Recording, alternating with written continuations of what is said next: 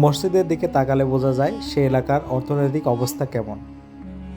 বিশেষ করে চাঁদপুরের এই দিকের অঞ্চলের মসজিদগুলো দেখতে অসাধারণ লাগে।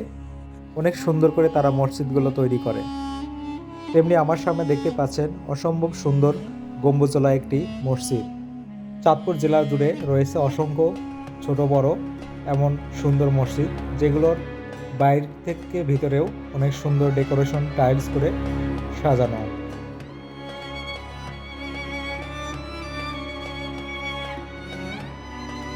আমি যেখানে দাঁড়িয়ে আছি এটা হচ্ছে উত্তর পাইকদি বায়তুল মামের জামে মসজিদ। এটা হচ্ছে অজুখানা। এখানে প্রতিদিন পাঞ্জিগানার নামাজ পড়া হয় 5 ওয়াক্ত। মসজিদের ভিতরে ডেকোরেশনটা অনেক সুন্দর, বেশ চমৎকার। এমন সুন্দর সুন্দর মসজিদ দেখতে বেশ ভালোই লাগে, অন্তরটা জুড়ে যায়। মসজিদকে বলা হয় জান্নাতের বাগান। দুনিয়ার এই জান্নাতের বাগান যদি আমরা সুন্দর করে সাজাতে পারি, মহান রব হয়তো বেহেশতে আমাদেরকেও অনেক সাজিয়ে দিবে।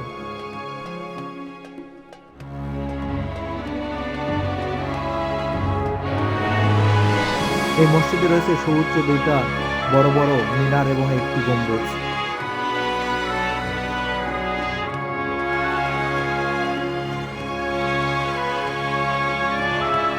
মসজিদের পাশের এই খোলা জায়গাটা হচ্ছে কবরস্থান।